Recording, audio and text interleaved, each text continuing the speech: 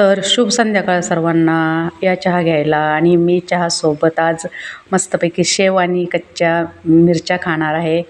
तर कुणाकुणाला असं खायला आवडतं आणि हा ना स्पेशल चहाचा मसाला आहे.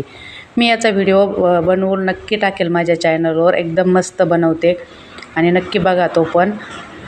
आणि या चहा घ्यायला सर्वजण. चहाची वेळ झालेली आहे. तर फुले बघा संध्याकाळच्या वेळेस किती छान फुललेली आहेत. गुलाबाची फुले आहेत आणि सकाळी तोडायची राहिलेली ती फुले आणि मस्त फुले आहेत गुलाबाचे. आणि तोडायचे राहिलेत ते सकाळी माझ्याकडून. आणि ब्रह्मकमळाची कळी बघा किती छान आलेली आहे. तर ती 2 दिवसात फुलेल अशी कळी आहे. आणि आम्ही शेवंतीचे रोप तयार केलेले आहे, कुंडीमध्ये केलेले आहे. तर ते काढून आता दुसरीकडे लावणार आहोत. एकदम मस्त रोप झालेलं आहे. आणि दिवाळीला तर शेवंतीचे फुलं असतातच. खूप छान असं रोप आलेलं आहे शेवंतीचं. आता त्यांना दुसरीकडे जागा करून लावणार आहे.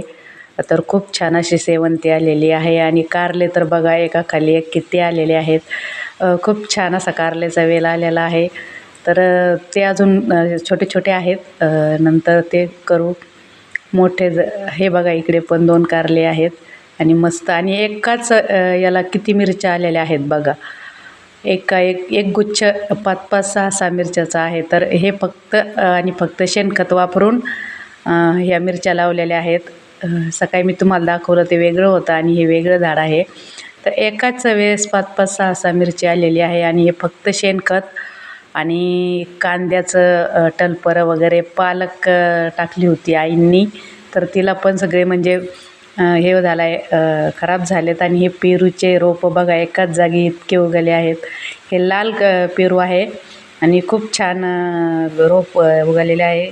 बाय.